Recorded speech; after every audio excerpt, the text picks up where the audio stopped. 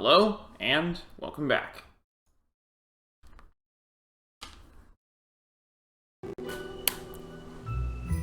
Alright, so last time we awakened the fourth crystal, and then stuff happened, and then we awakened a fifth crystal, even though there were apparently only 4.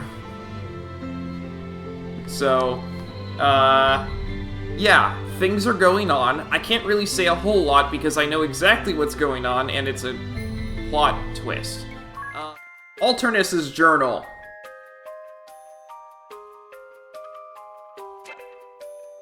Oh boy. We're gonna go at this, 1 month at a time. Ducal Reckoning, 9/1/16. The Council of Six, ship Dark Knight, weighed anchor today. Our destination, Ansheim. This marks the first entry in my 4th journal kept since my tenure as an officer began. My current mission, to collect the airship newly developed in Ansheim's secret shipyard. I am to transport the Skystone given to me by the Grand Marshal and see it installed, rendering the new vessel skyworthy. I've just set a south-eastward course and noticed my coffee's gone cold. I had it cleared away. The view beneath me is a sea of clouds, its eastern edge taking on a ruddy tinge as my fresh cup is brought. This aroma is one of my day's few luxuries. 9/6. I have come to the Profiteer... September 6th. I've come to the Profiteer Merchantry's secret shipyard in Ansheim. Work installing the Skystone within the newly built ship I'm to collect is at a standstill. 3 days of waiting. The heat is stifling, and the coffee drowned in sugar. I hate this place. It's to be called the Echelot. I'm surprised the first word from Idia's lips upon seeing the blueprints has become its official designation. I braced for another night of catnapping in the sweltering dock, but just received word the Skystone is set and sealed.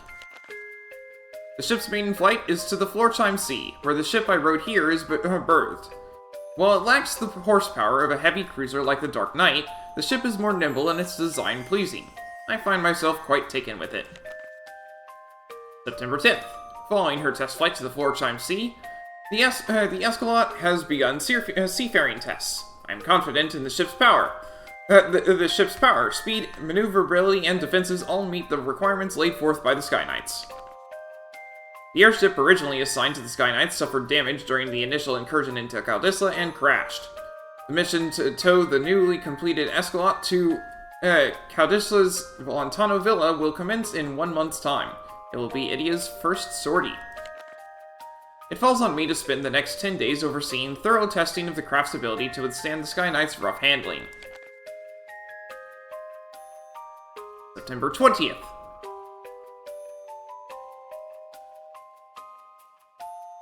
The steel airlock door creaked shut behind me. Footsteps investigating the noise drew close for a moment, but soon faded. I lowered myself into bed with a sigh. My right hand unconsciously drifted to the back of my head. There, beneath my pillow, it fell upon a picture frame. Within it, a disheveled room full of scrap iron, oil stains, and a single beautiful flower.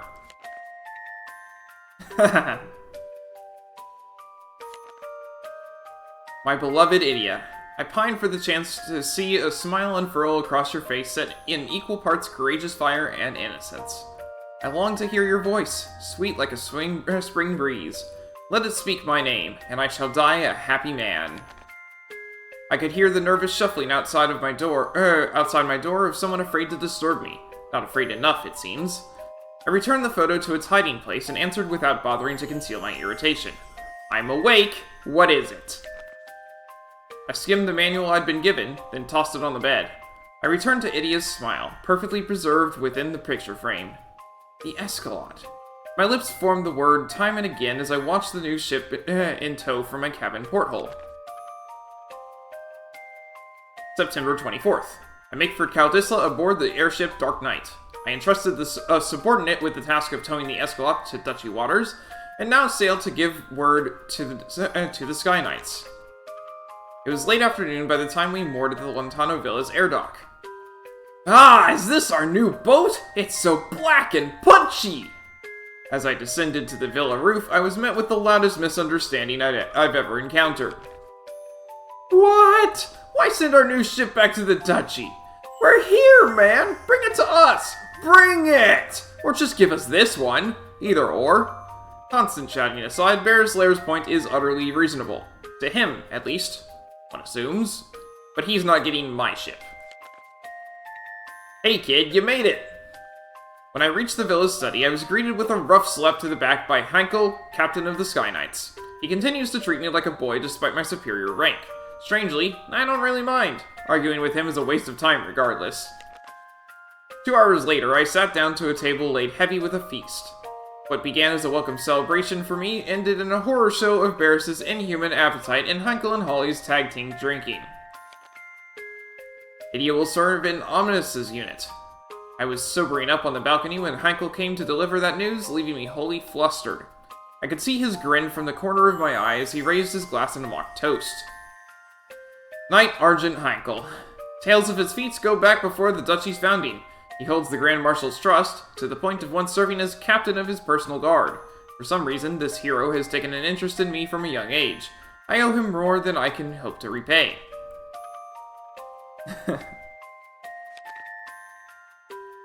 September 25th. Heinkel's proposal would have been confusing enough even without the exquisite hangover clouding my brain. I asked if he was mad to suggest infiltrating the Caldisla castle town. His reply came with a laugh. You didn't seem to think so when you volunteered for the job. I should have smelled a trap when he brought that flagon out to the balcony. Going undercover all alone for little Idia's sake? Oh, what a man! I might swoon. Leave it to Holly to smell blood in the water and join in the teasing. Just leave me alone! Yes, yes! Charge into the enemy territory and single-handedly smash everything! Strategy! Where do I even begin with Barris? Also, his voice is splitting my head in two. And why is he performing maintenance on my ship? It may be black, but my armor is hardly subtle, so off comes the helmet for this mission. I'm leaving my sword as well. Wait, am I seriously going through with this? I was dropped a ways from the city, told to await a smoke signal, and with that, my ship left for the villa once more. September 26th. I hurried for the capital as the sun dipped below the Norende Plateau. My steps are unnervingly light without my armor, and these clothes hang oddly on me. Most of all, I feel naked unarmed. I was greeted at the city's edge by the sound of a whistle marking the arrival of a merchant ship. Between the merchants and wholesalers, the dock workers unloading crates, the tired crewmen, and the eager children excited by the exotic wares, the port was buzzing with people. As I pushed my way upstream through the crowd and along the avenue toward the palace, I spotted a splendid building, its roof a rich navy. This must be the inn the old fisherman described. Inside I found a man with a gentle mien sitting behind a well-polished counter. I asked after any vacancies, but he replied with a chagrined, "Sorry, we're all full up tonight." It feels quiet for a full inn, but I don't suppose I can blame him. A walk-in customer at this hour. Clearly not a local. No one to vouch for me. Any respectable innkeep would offer some version of the same excuse. When I inquired after a place to eat, he said down by the port there should be a cheap pub catering to sailors that's open until morning. Lovely. Back down I go. At the hill's bottom, I ate my fill at a food cart aimed at drunken sailors. Now it's back up to the inn. I refuse to spend the night kept awake by carousing seamen. I let myself into the empty house next door to the inn. I'll just have to sleep lightly. September 27th. I was awakened by the sound of sword practice, shouts of exertion, and the pleasant smell of toast. One of the king's guard, perhaps? Looks about my age and reasonably skilled. I lay in my makeshift bed, lazily counting his swings. Hurry up, Owen. You'll be late. Upon hearing the innkeep's words, the youth replied and made his way down from the misty hilltop and into the inn. The scent of breakfast coming from next door has me drooling. One bite of my rock-hard bread brought me back to reality. The bacon burnt coal black, and the murky, bitter coffee made me wish it hadn't. I suppose I can expect no more from a shabby stand in the port. After choking down my fill, I climbed the hill toward the palace. Supplied by a series of lush waterways, Caldisla was once a formidable city fortress. These days, its hooked central avenue is lined with a magic shop, general store, armory, and other businesses. A large gate stands as a vestige of that era, though now it serves mostly as a site for the town bulletin board. This year's boar hunt is set to begin once the final slot is filled. Weapons provided by the hunting committee. A boar hunt? With the duchy attacking? I was speechless. As I made to leave, I felt someone grasp my shoulder. This fellow says he'll join the hunt. We ride today! I turned, shock and irritation laid bare, only to find Owen, the young man I had seen practicing in the fog that morning. My initial protests were drowned in a rising cheer, and as the smith handed me a broadsword and buckler, I dumbly accepted. Potions from the town chemist followed. Between their expectant smiles and Owen's grin, I found myself unable to say no. On the road, I was told a litany of facts I cared nothing about. The search for food to fatten up before hibernating apparently drives the giant boars to local farms, where they raid crops and injure workers. As a result, the city gathers volunteers each year to hunt them. As captain of the guard, I discover, responsibility for overseeing the hunt falls upon Owen. The armorer was slated to participate, but a leg injury has him on crutches. Owen says he was searching for a replacement when he found a promising candidate during his morning practice. Lucky him. We walked a full, tiring day stalking our prey. First the trader gave out, then chatter dried up between the two young castle guards. Sunset found us upriver from the city, at the entrance to the Norinde Canyon. Just as we decided to make camp, a rustling came from the thickets behind us. The boar that leapt out was indeed a giant, a vicious, one-tusked monster that had survived the last year's hunt. In a flash it gored one of the guards, then the other, leaving only Owen, me, and the trader. The boar stamped the ground, preparing to charge the old man, now paralyzed with fear. I expect we'd all given up hope for the kindly old merchant when the beast suddenly changed course.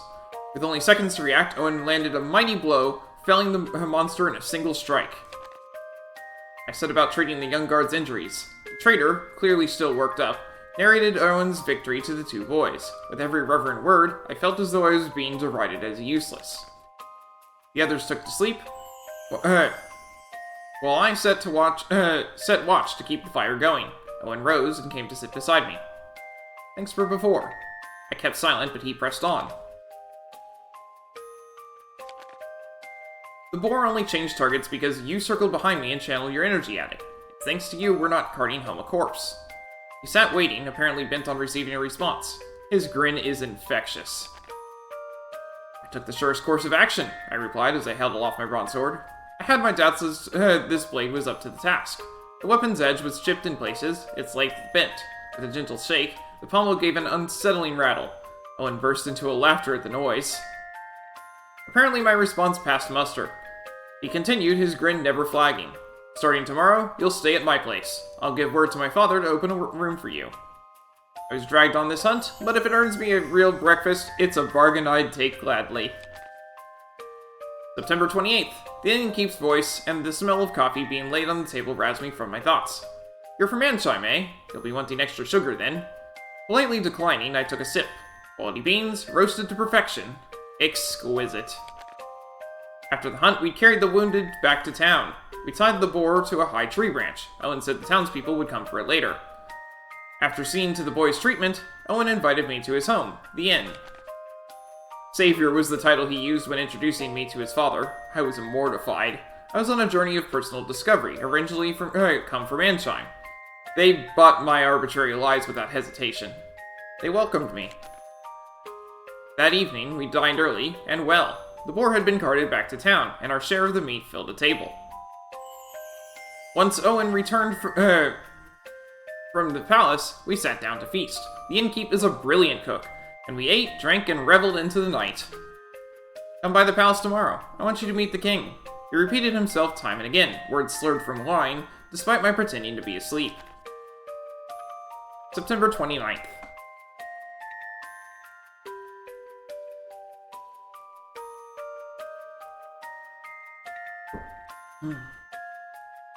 I stood before the king of Caldisla. Owen seemed determined to drag me into the king's service. It's a mercy he didn't know he was speaking to one of Eternia's Council of Six. I expect the embarrassment would be crippling. The Chaldean king lacks any presence, any fire. Outside and in, he's utterly common. If I were to kill this man where he stands, would it aid Idia? Remembering that I am unarmed, and that Owen isn't, nips any plotting in the bud. After regaling the king with tales of my valor, he pushes for my appointment to the king's guard. I parry with a roundabout excuse. Perhaps the king mistook my hesitation for modesty, but he did not press the point. The audience ended, and Owen's scheme with it. I left the palace, surreptitiously noting the number of guards, their equipment, and any other indication of Caldisla's might. To be blunt, Owen is the only real obstacle here. Given Heinkel's strength, I expect he could take their kingdom by brute force, if necessary. And that's the first month of the journal.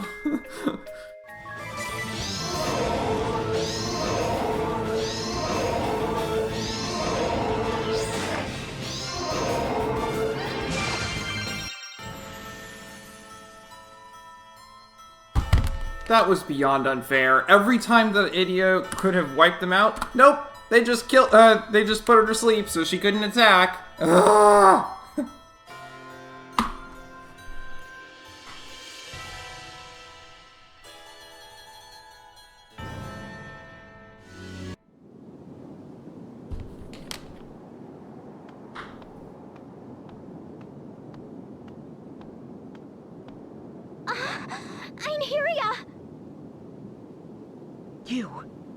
So it is you, Adia. You are the last person I expected to run into here. There's nobody here. This is the hidden village of the Crystallists. Why would it be empty? No. Could this be the work of the Duchy? This place has been deserted for ages. Since well before I was sent to these lands. What? This is indeed the hidden village of the Crystallists. I have explored it a number of times, but I never found any trace of people living here.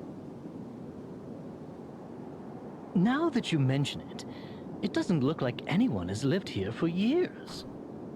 Perhaps they orchestrated their own destruction. What do you mean? The Orthodoxy was consumed by greed and obsessed with power. They paid no heed to the people's needs. I would not be surprised if the Orthodoxy's corruption spread here, causing it to collapse from within.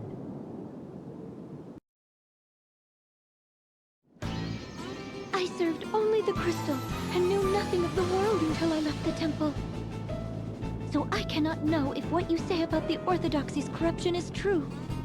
However, I know for a fact that you oppress not the Orthodoxy, but innocent Crystallists. Regardless of your lofty ideals, this cannot be forgiven. Yes, you are right. We capture followers and force them to convert, to erode the Orthodoxy's power. We use violence to wrest them away from their beliefs. This is our goal, by fair means or foul. However, I must admit, I have grown slightly weary of the Legion's tactics. Weary? My sisters, Mephilia and Artemia. They have been scarred by the things they were ordered to do. You turned your back on the Duchy, Adia. I could not excuse your conduct, but I understood your reasons, somehow. In a way, I envied your ability to take meaningful action. Then it is not too late for you. Leave the Blood Rose Legion and come with us. It would be a boon to have you on our side, Einherja. That I cannot do. I cannot. But why? You and I learned the ways of the sword under the same master. We have been through much. We swore our blades to the service of Eternia, and pledged to fight for her future. We swore we would honor the ideals held by the Grand Marshal, and strive to bring the world he envisioned to fruition. But the reality we face is quite different from that my father sought. Surely you must see this. Yes. The Blood Rose Legion and the Duchy have compromised those ideals. I know this as well as you. Then why? No ideals can be achieved by following the path of virtue alone. I will not look back, nor buckle at the knee, no matter how dirty my hands or sorrowful my heart. I must bring his world into being. We shall build a land where all are free from the crystal curse. I must continue this thankless task. I will fight on to the end. Let us make a clean fight of it. Me and my beliefs against you and yours.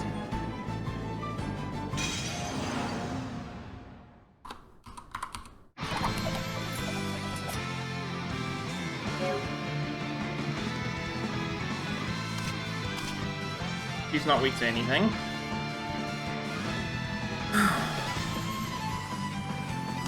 Knowing how much health she has doesn't make any difference.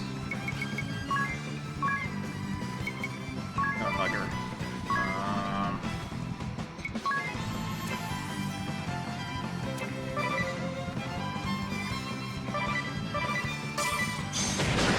Only Lance times 2 stolen.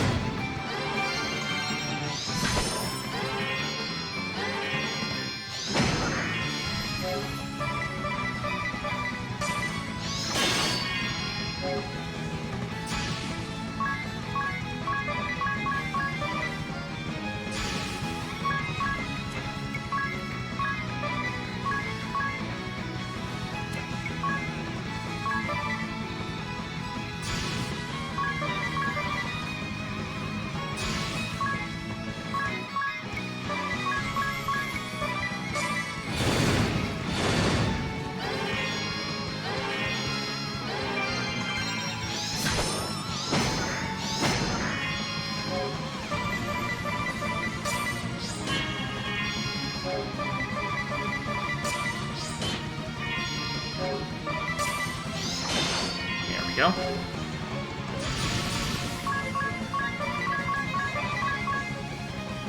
I'm gonna make sure that she has nothing else to steal.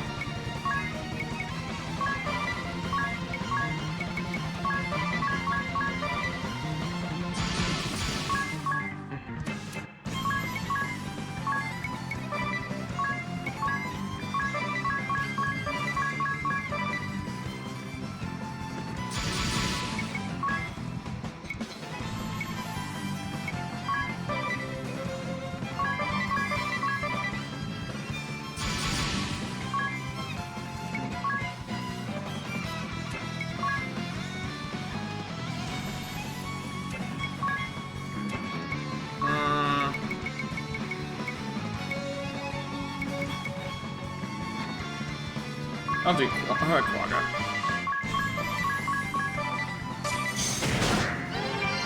Not carrying anything. Good. I'm bored of you.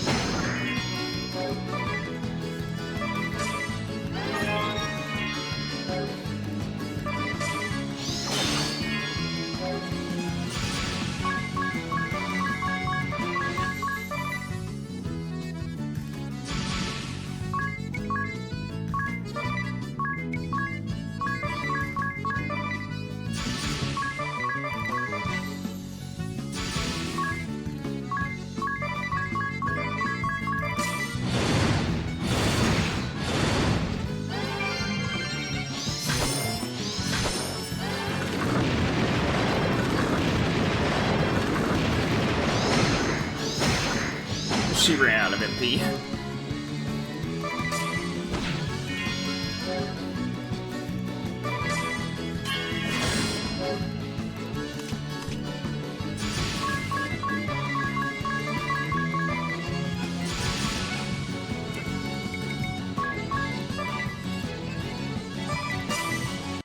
I had to do it. I need to get this chain.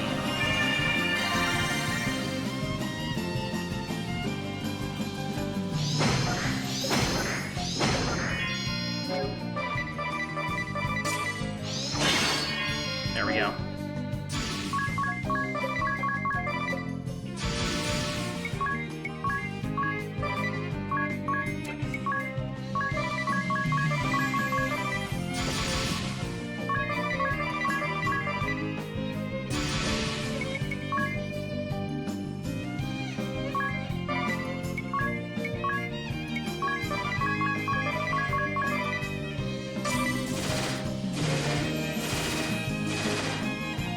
Now I'm serious!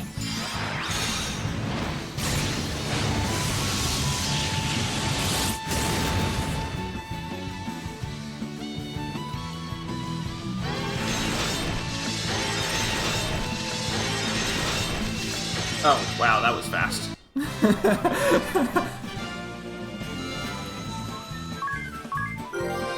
Anya's gained a job level.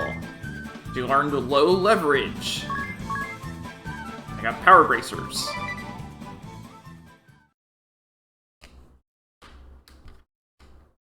You've grown stronger. I'm Nyria. Why do you weep? You've bested me. Be proud. I never wanted. Adia, hear me now. My final request. Meet with him, with your father, face to face. No more intermediaries. Look at him. Look at him, and you'll see it. What he seeks. I know. I will. I swear it to you. Good. That's good.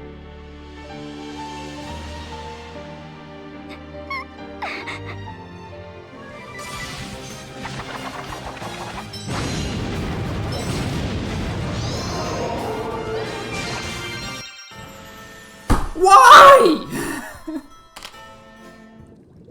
It seems women are being tricked and captured in this world as well. We must set them all free. Ah, but that would put me in quite the bind. It's the Red Old Man! Now that is unfortunate. You could have at least called me dashing, don't you think? You do realize you are trespassing. I think it's time you ran along. We know what you are up to.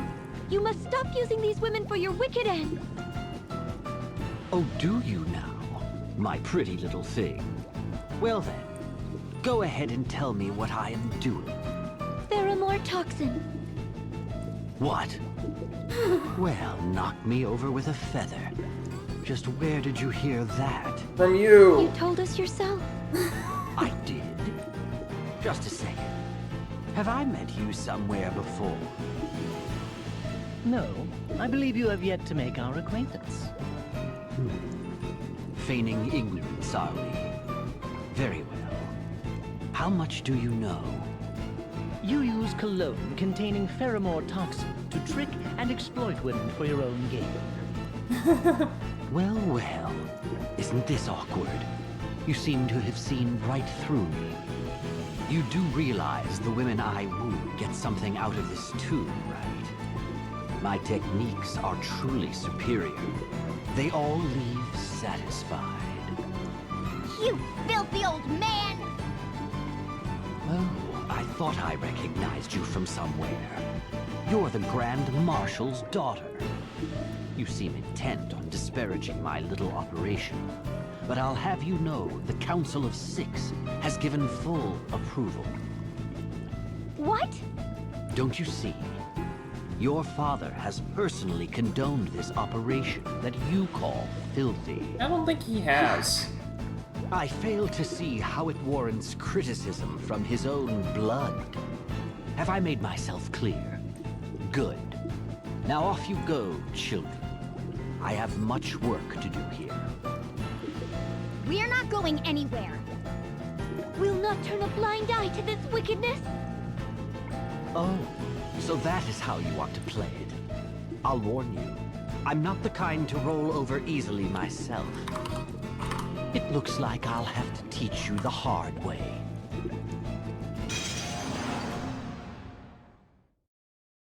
Since you're clearly incapable of managing my nickname, let's make this formal. Yeah, we know. Captain of the Blood Rose Legion, the Red Mage, Old Man DeRosa. Hold on there.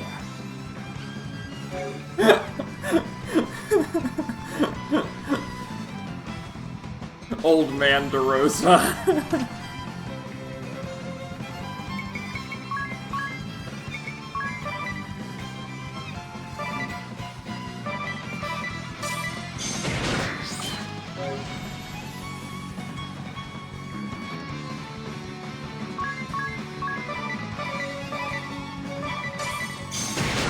Nothing to... not carrying anything, that's good.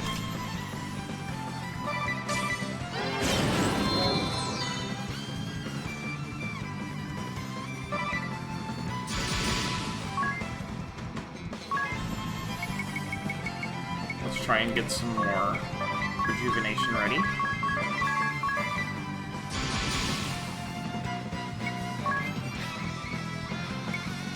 He's not weak to anything, so we'll just go with Blizzaga.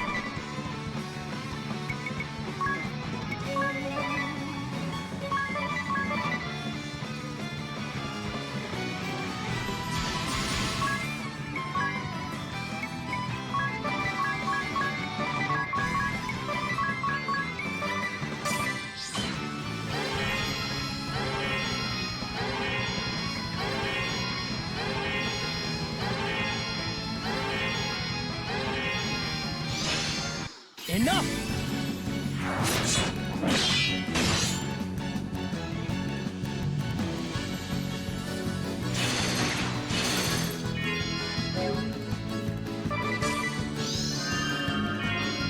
The one person who's not immune to it.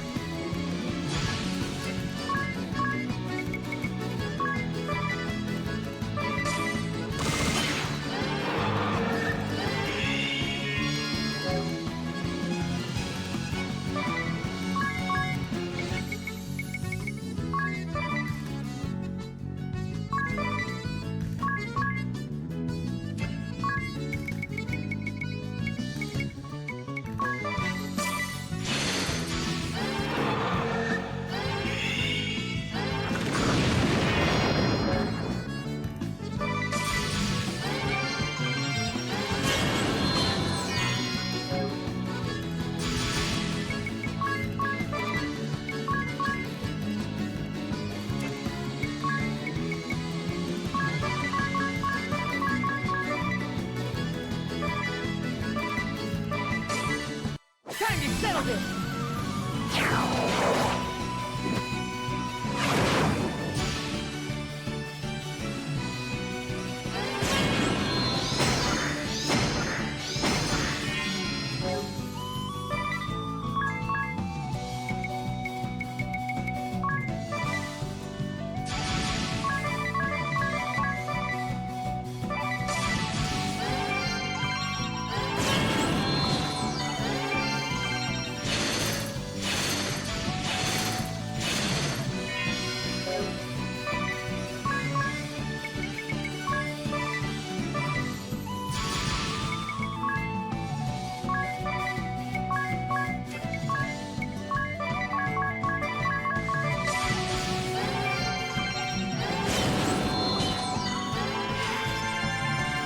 Ready to fly?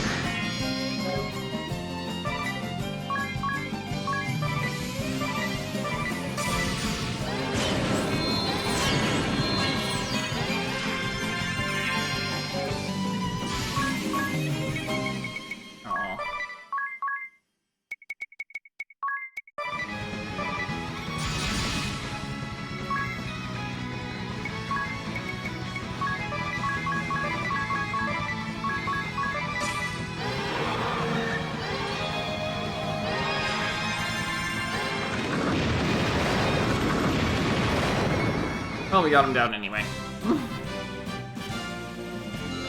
And everyone was still up, so they all get a JP. This has gained a job level, and learned speed 30% up.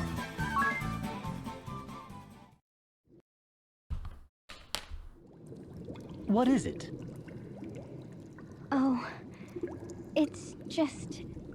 Does it bother you that your father approved of that man's plan? Yes. Not to sound like Lord De Rosso, but don't you think you are underestimating him? When we obtained the report he had written earlier, I took down the details in my journal. The Red Mage has stopped at nothing to claw his way up the ranks of the Eternian forces. You should read them again sometime. I will. Idia can now equip the Bravo Bikini.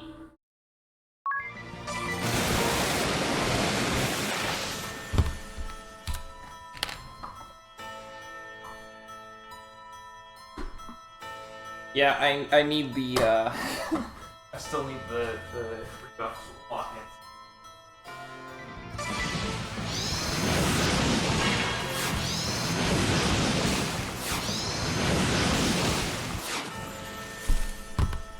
Really? Come on! Why is this so hard? I've never struggled with this! Look! This crystal has also reverted. Should we perform the Rite of Awakening? I think so. Wait, something lurks nearby. Ah! That's Rusalka! The Purveyor of Doom! Another creature That's not going to born make from it a destruction. cakewalk, because not Here they come. everything Rusalka does is water, but... we'll make things easier.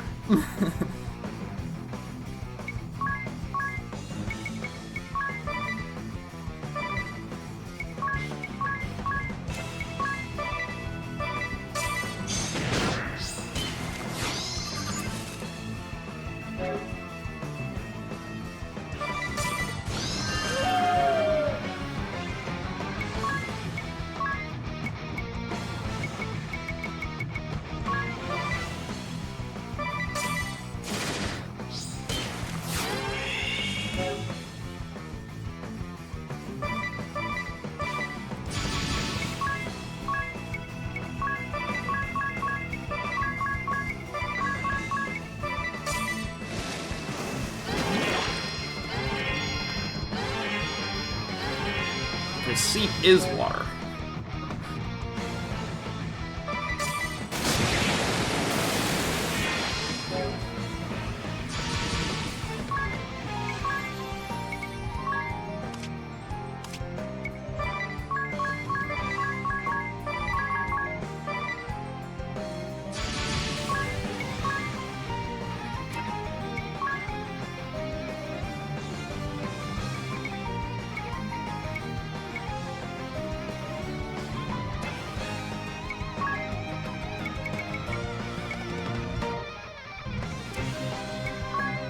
Nah, I'll just go with here.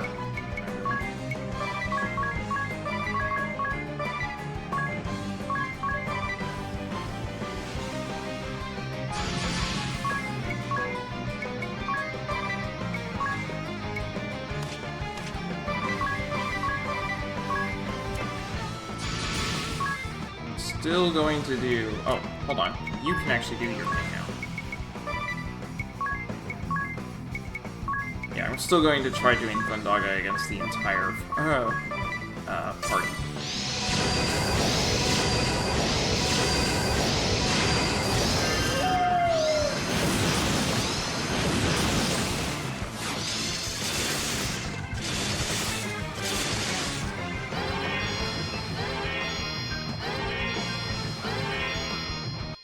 Say goodbye!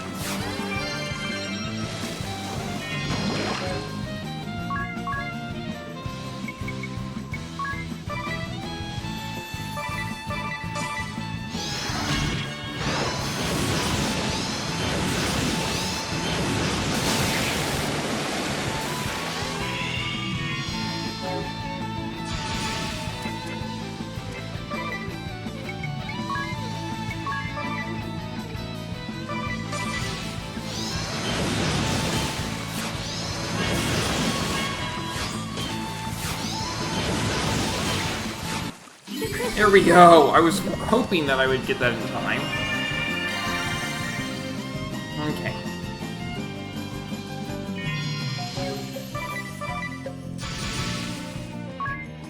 Which one? Third.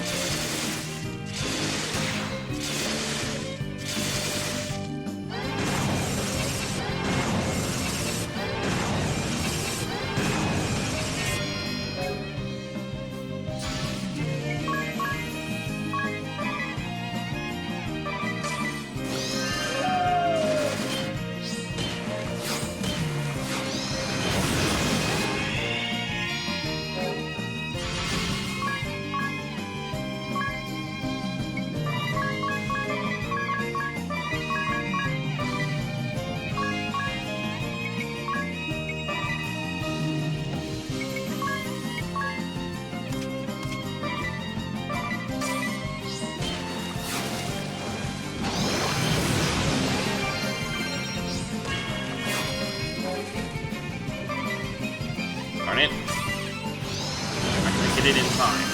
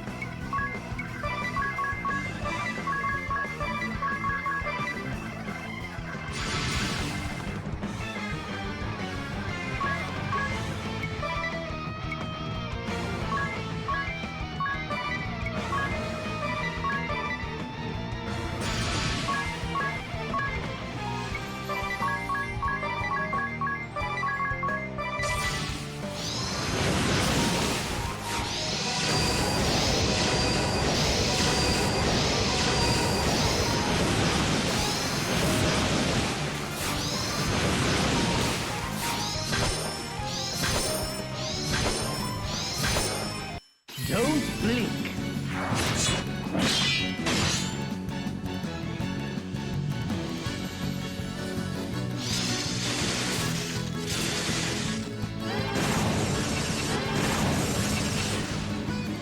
Oh, good.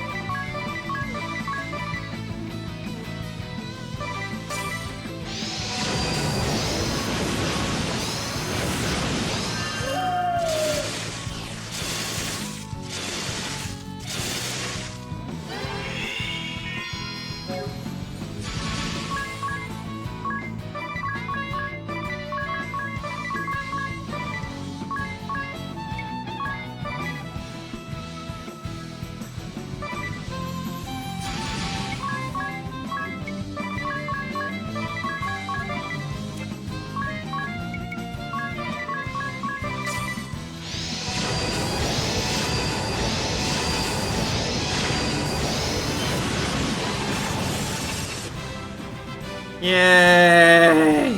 That took entirely too long. Ring a bell gained a level. I got a turbo ether.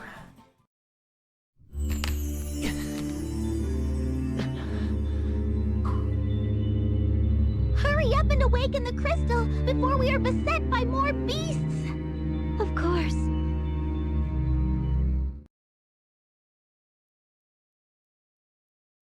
sorry, Eri.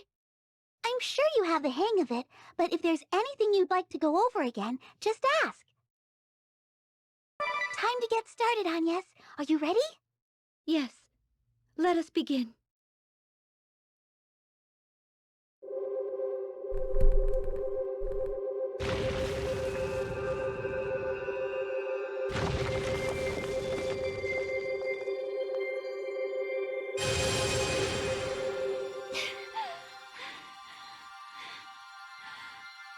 Not yet! Just a little longer!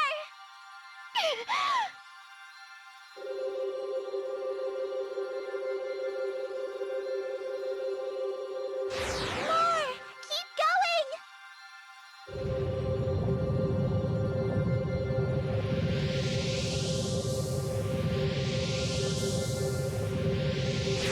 Still not enough! You can do this!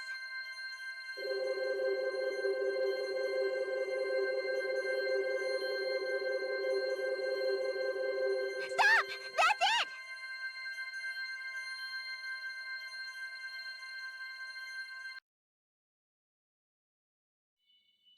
You did it!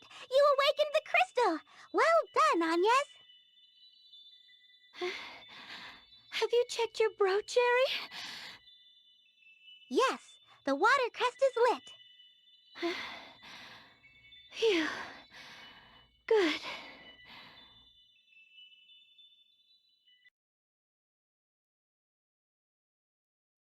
Are you okay, Agnes? Yes, I am used to it now. I need a short rest, but then we should head to the next temple. Okay.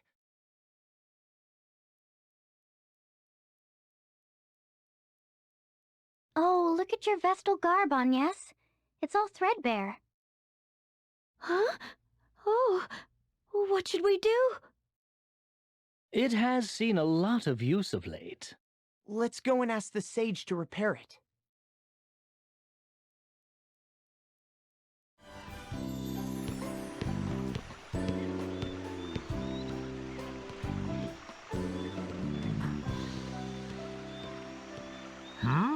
I thought I heard something. This place draws few visitors, I fear. And who might you be?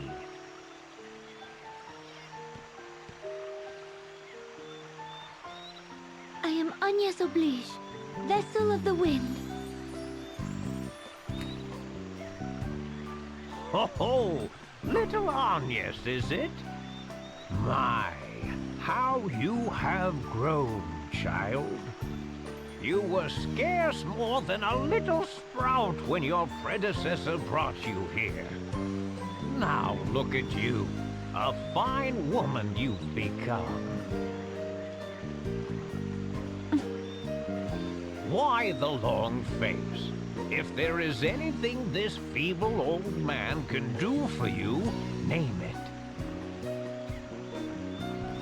He hasn't changed a bit. Sage, Agnes's Vestal garb has become threadbare. Oh, her Vestal garb, you say? Let me take a closer look.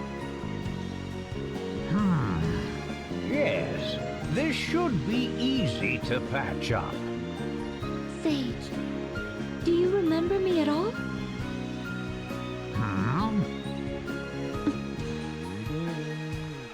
Yes, I remember you well. This is the third time, after all. But perhaps you might call it the first. Still, I remember you all too well. The third time? What do you... Of course. Let me put it this way. Which world are you from, Agnes?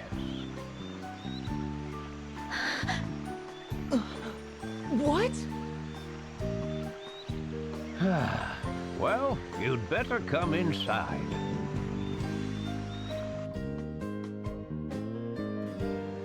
Now then, I was about to pour some tea for us. But I fear this may not be the time for sitting quietly with a hot brew. Sage. Are you aware I was a founder of the organization that became the Duchy of Eternia? Yes. Then you know of Lord De Rosso? We do.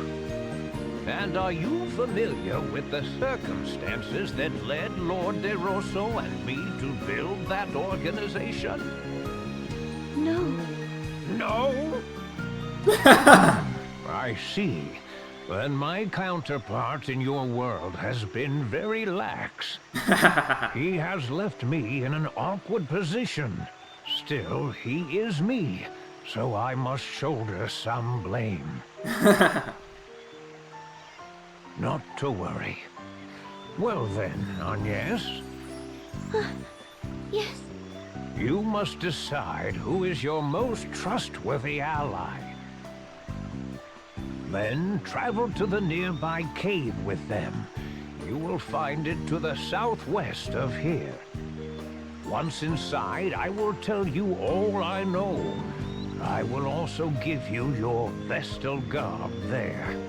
You should understand your situation better once we are done. I shall go on ahead. I would advise you to heed my words. You must bring only one ally with you. Your other companion should wait outside the cave. I shall see you soon.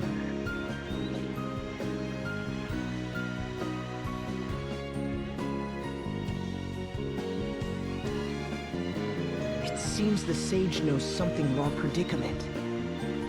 But why can only two of us go? Who knows what that old man's thinking? Who do you think I should choose? Well, I guess... You have to make your own choice, Agnes. Remember the sage's words. You have to decide who you trust most, Agnes. Do I count as well? I'm going with Anya's either way. Wait, I think it should be me. You need a man who knows how to look after a woman. I would die for you, Agnes. Of course, I would die for you too, dear. So I play second fiddle to her, huh? Whatever. The jealousy of a woman spurned is so endearing. Oh, shut up, Ring a Bell. I'm not jealous at all. As calm as ever, I see. It would have been nice to see you blush at least. What am I to do? Like I said, just make the decision yourself, Agnes. What? Nothing. Can I see you outside, Tiz? Huh? Oh, sure. Hey, don't mess up, lover boy. Stop giving me a hard time. What about me?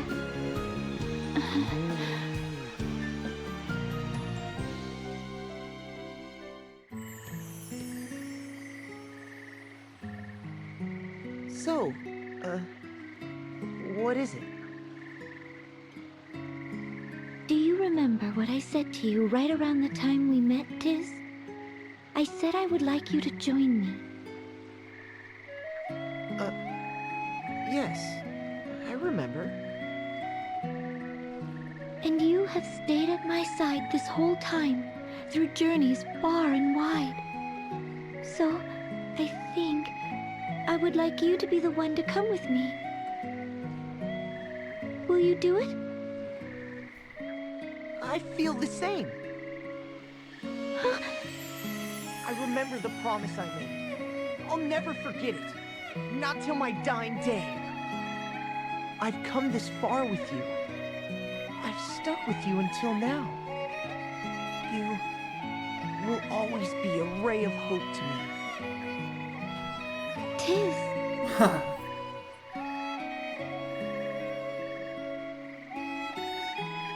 So, guess what I'm trying to say is... I'd be honored to go with you.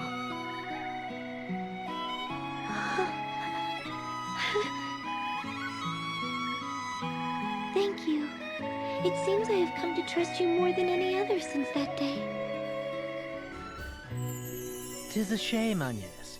But Tiz has a kind heart, and I know he will take good care of you. That I guarantee. Yep. Tiz, I am counting on you to escort Agnes with the utmost care. Yep. I don't think he needs any advice from you, Ring-a-Bell. It's not fair! I thought I was your perfect partner, Agnes! You don't fight. And now you're leaving me behind? How could you? After all we've been through? I am sorry, Aerie. I hope you can understand. Stop acting like a brat and give them a proper seeing off, Aerie. Go on, get going already. We'll be back soon. Take your time.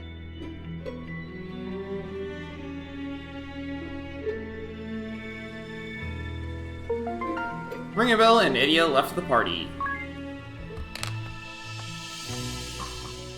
There you are. Ah, so this is the one you have chosen. I envy him. You make a fine pair. Were I 1,880 years younger, I would gladly have taken your hand in his stead, Agnes. Whoa, he's old. 1,880? Yeah. He's 2,000 years old. Beside that, please tell what you know.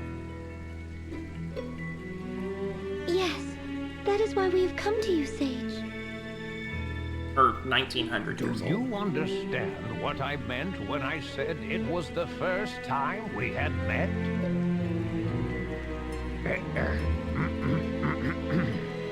You are not originally of this world. That is why we meet for the first time. Yes.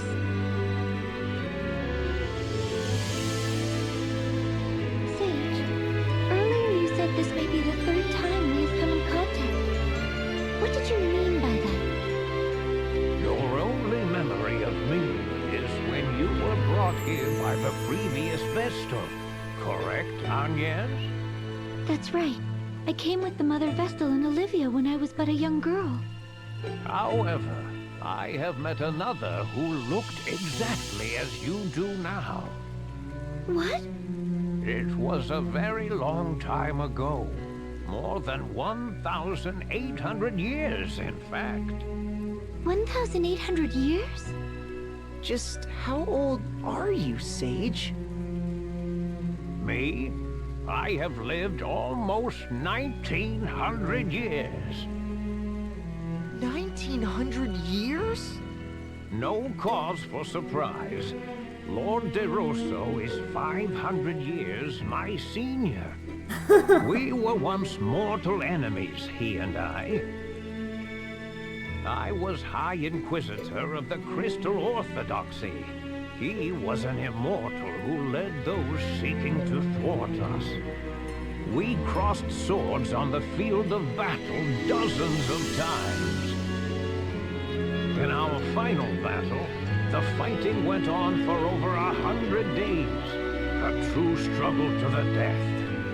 With both forces decimated, the two of us met in combat, each determined to land the killing blow or die trying.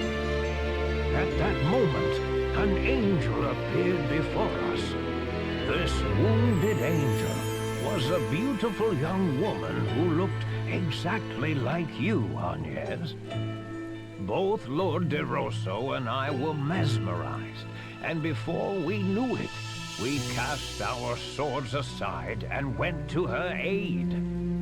She had lost her light, and her wings were broken and severed. We knew she was beyond saving. We were only with the angel a short time. To Lord DeRosso and I, who mark our lives in centuries, It seemed little more than an instant now.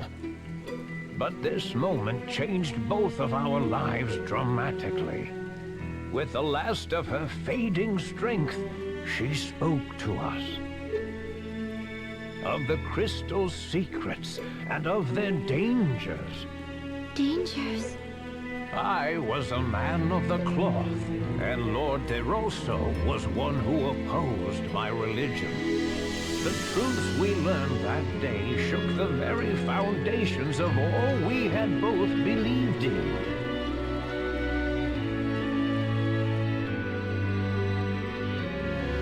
What did the angel tell you? The crystals have existed since well before both the Orthodoxy and the Old Faith. The Vestals do not draw the favor of the crystals by right.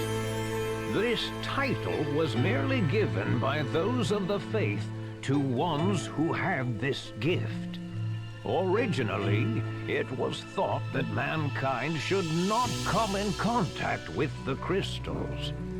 Attitudes towards the crystals only changed among the people after the teachings of crystalism spread. What do you mean that we should not come in contact with them? Unleashing the power of the crystals without due care can destroy the borders, opening the door to the harrowing. There have been warnings about this since before recorded history. The angel confirmed there was truth to these warnings. What is this harrowing? I have spent the last 1,800 years trying to find out, but as yet, I am still in the dark.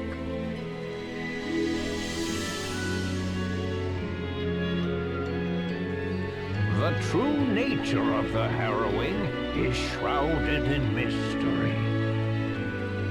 Is the great chasm that opened in Caldisla not the harrowing? The Great Chasm is merely an omen of it.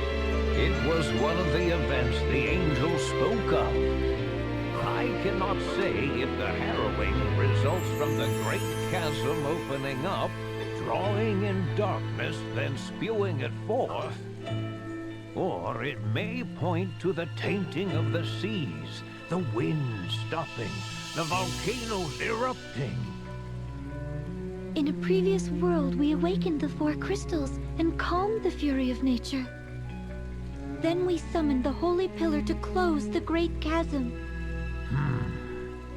You may have acted in the belief that what you did would help. However, the path you have taken to this point aligns perfectly with the path to the harrowing prophesied by the angel. The path to the harrowing? Do you plan to awaken the crystals again? If so, you would do well to heed what I have said. Always question how the actions you take will affect the world around you. We will. Thank you for hearing me out. It is a remarkable resemblance, Agnes, you and the angel. Speaking with you has brought the memories of 1,800 years ago back as vividly as if they were yesterday. Sage. At this rate, I shall be compelled to clasp you to my breast and plant a kiss upon your lips. I shall now set forth on a journey. You have filled me with the passion of youth for the first time in many years. Why do you look upon me with such a piteous gaze? I may have lived 1,900 years, but I am not ready to lay down and die yet. You two youngsters should go back to your friends. Here, I have repaired your Vestal garb.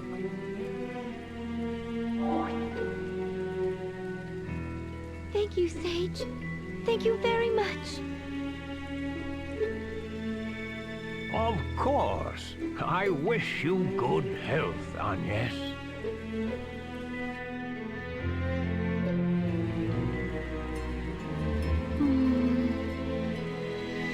What do you think of the sage's story, Tiz?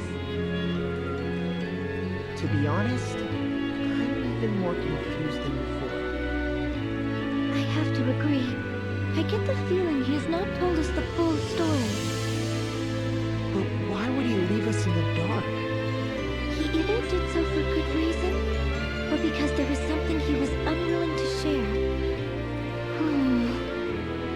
Either way, he sure is an old lech, huh? You are not wrong there. Anyway, let's go meet up with the others.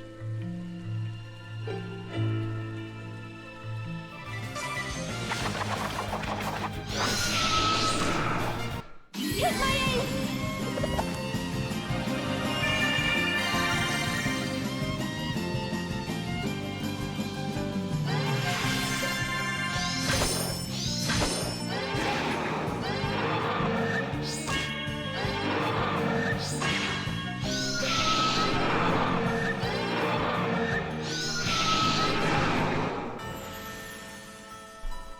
Okay.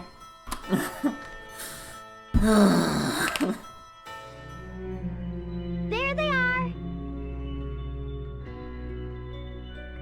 Sorry for the wait. That old fart hasn't filled your head with strange thoughts, has he, Agnes? No need to worry, Eri. Agnes had Tiz to look after her after all. Yeah, well, You two are quite the pair. I envy you. that's what the sage said. Did he now?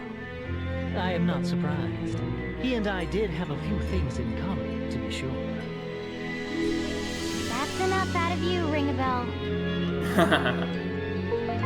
The party regrouped.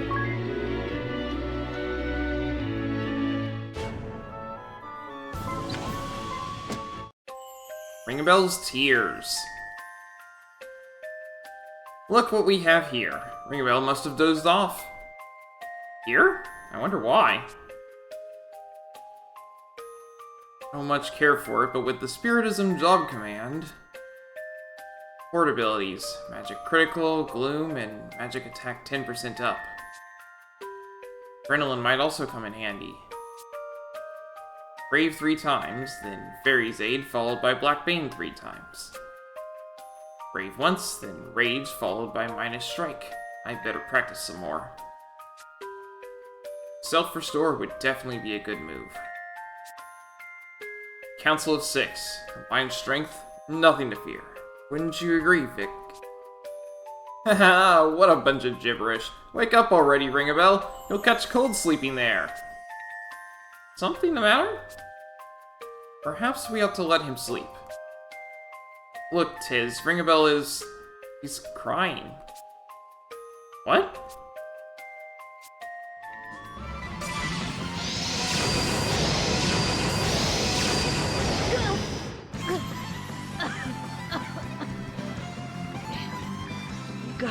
There we go. Holly! Son of a... I would tell you to calm down, but I don't think you're capable of it. Without me, who will heal your wounds? You must flee and find another partner. Don't say that! You are the only one I need! Holly! I won't let anyone else touch me! You dunderhead. Thanks. Anyway.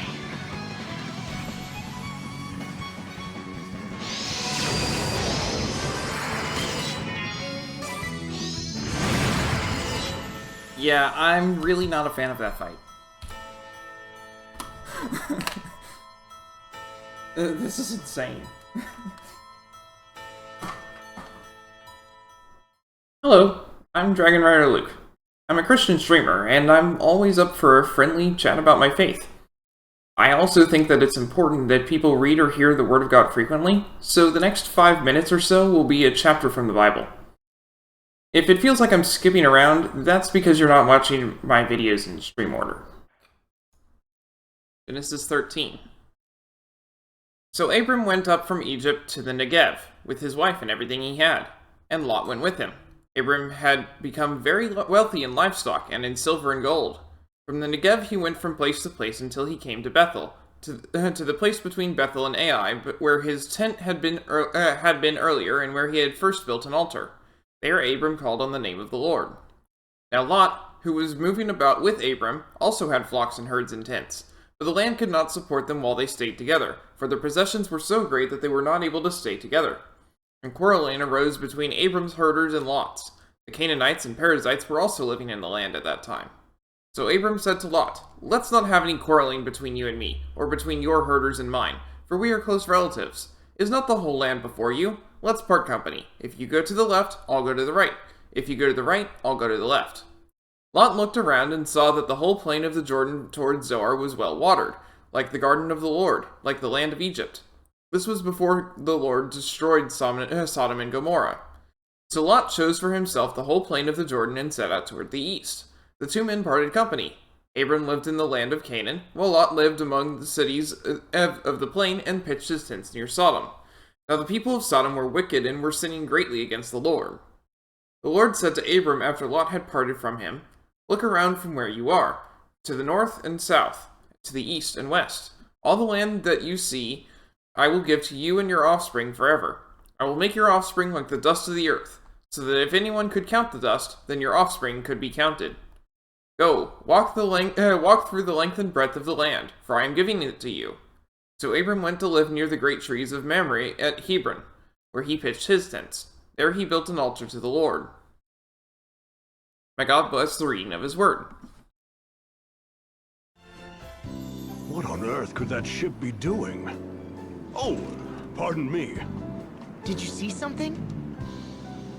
Yes. A strange ship has been appearing in this harbor ever since the start of the war. It's a decrepit old sailing ship, and it always shows up on foggy nights. Has it tried to harm you? No, it's just an eerie sight, though you can hear screams coming from it. That's the ship. It's still prowling around. Hey, you there! Is this how you treat all your customers? Oh, put a plug in it, old woman. We ain't open yet. You come in here saying me ale's too expensive, call me place to dump, and then say that the Sea Slug's an awful name for a tavern. What business is it of yours, you old hag? Oh, well, excuse me for disturbing you when you're clearly so busy. I shan't bother coming back. That's, we're leaving.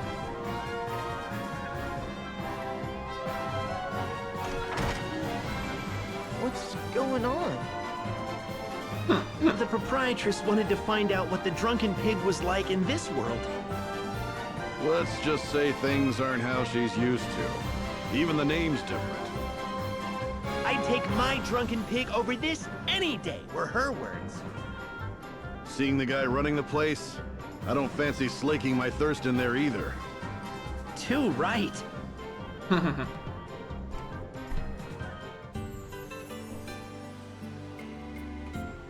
The Sea Slug. The proprietress sure got angry. Well, she is rather attached to the old drunken pig, you know. Must have been a shock to see her beloved tavern being run like that. What would possess anyone to name a tavern the Sea Slug? Who knows? But it could be one of those places popular with the local crowd. Type with a cantankerous proprietor, diehard patrons, and a stubborn refusal to serve strangers. No, I think not. The only clean area there was around the proprietor. The knives, cutting boards, even the bar stools, they were all covered in dust. And the menu should have been filled with the sea's bounty, but all I could see were some dried nuts and dried meats. You sure have some sharp eyes. Well, I guess I just noticed things that you don't, Iz. You mean food, right? Oh, what did you just say, Ring a Bell? Have you found what you were looking for? What do you know of this? So you can read the hearts of men, Windvestal. Amazing. You have a second sight. Welcome to our pirate ship, the SS Funky Francisca. I am Captain Barbarossa, leader of the Black Blade's naval force. You must be the Windvestal and her companion. A pleasure to meet you. I am a ranking member of the Black Blades. Of course I've kept abreast of your comings and goings, Vestal. You have made quite a name for yourselves, in fact. Were you not aware? I have looked forward to meeting you in battle one day. I leave the helm to you, me matey. We'll make this a fair fight. Yarr! Yarr! The ship is coming apart! How clumsy of me to step through the deck. I sail this ship in search of a certain something, prized by the commander and myself. You might call it adventure. Surely you don't have to be a man of the sea to know that. I know what you speak of. A man's soul craves nothing more than the romance of adventure. Well, aren't you two getting on famously, Ring a Bell? Perhaps it is something women and children can never understand. If you think about it rationally, it does seem absurd. But absurd or not, it is adventure I seek. And the years I have spent wandering the seas in folly have shown me many truths. That's it! The truth! Now, let us have a little fun. See how you fare against my great axe!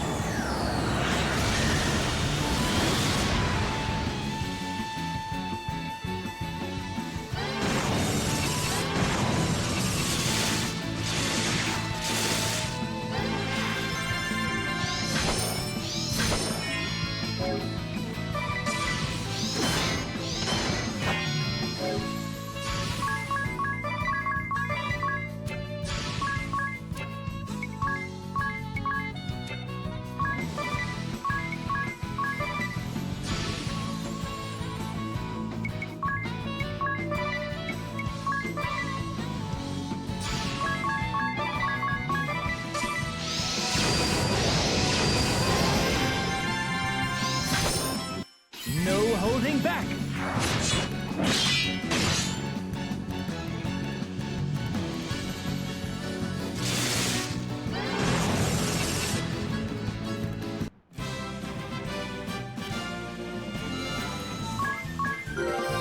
Ringabel gained a job level. He learned the Phantom Weapon support ability, mastering Spell Fencer, and Anyos mastered Merchant, learning Payoff.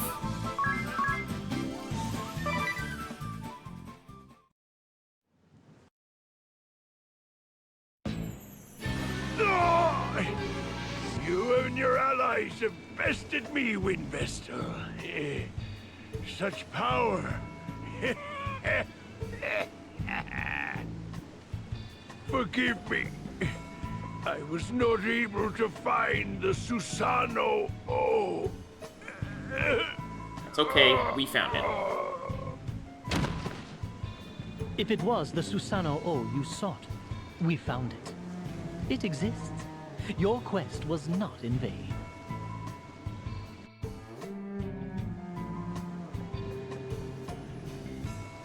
Tiz's dream. When I was young, I dreamed of becoming a sailor. Is that so? But Tiz, weren't you raised in the mountains? That explains it right there. You know, the grass is always greener. In any case, I gave it up. How come?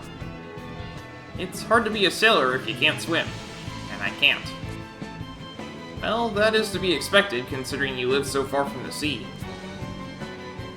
Abandoning your dream for such a trivial matter? What a shame! I don't think swimming is so trivial if you're at sea all the time. Listen, Tiz, and listen good. Ring a bell over there, and all the Duchy's officers pilot airships. But not one of them is able to fly on his own. This is Heartchild, town of the Shield Bearers. Not a soul gets through without permission.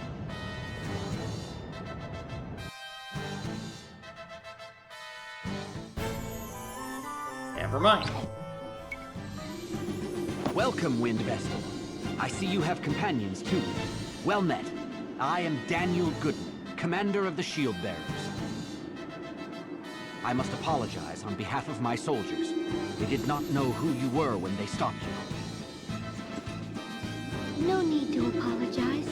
After all, you were kind enough to grant us the audience we sought. I am happy to accommodate you. Now, what is it I can help you with? We have come to these lands to journey to the Temple of Fire and awaken the crystal there. The Temple of Fire. I am afraid that... Yes, we are aware the way there has been buried in lava.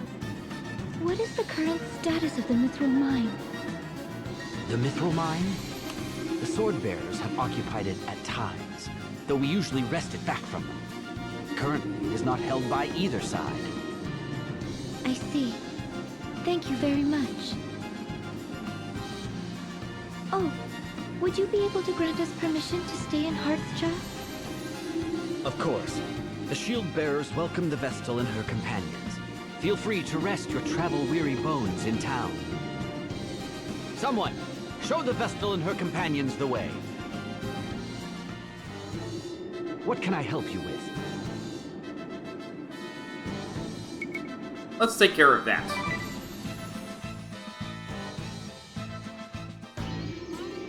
Oh, look! The Windvestal and her merry band have graced us with their presence. We haven't come to hear you sing, if that's what you think. Oh, please! I'm sure you heard rumors of my voice and couldn't help but come to see for yourself. Because we all know when I Go wild! Shut it! You won't get your way so easily. I'm afraid it's futile. My personal guard would gladly die for me. Isn't that right, darling? We're here for you, Praline! Thank you all! Let's sing a little tune then! Love in the crossfire! Daddy, my sight, get you tonight. Not so fast. Come on, shield bearer! What are you doing? This isn't on the set list. Nobody can hear my song now. I'll just have to sing louder. I love how she thinks she can be louder than an entire army. This isn't working. Time to blow you sky high. How's that? No way! It's useless! Why are you being so mean? You're supposed to worship the ground I walk on! Take the wind vessel and that other riffraff out of here!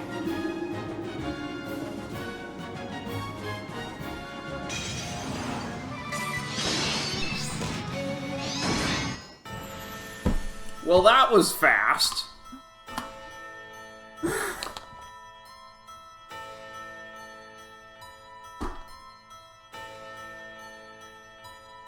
That was at 19 before.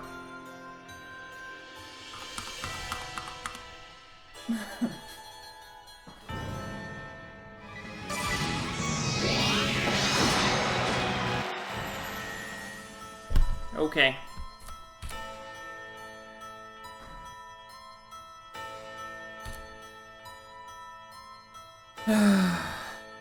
Maybe not today. Okay. So I need to get back into the game so that it can do the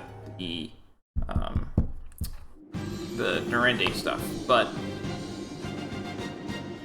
other than that, that's it for today. So when we come back next time, I'm going to spend a little more time in my classes before I try that fight again. And otherwise, we're going to just be moving forward. So I'm going to attempt every optional boss. I don't necessarily have to beat them all, but I would like to. So, yeah, Chapter 5's a long one. At any rate, that's going to be all for today. So, thanks for watching, and I hope to see you next time.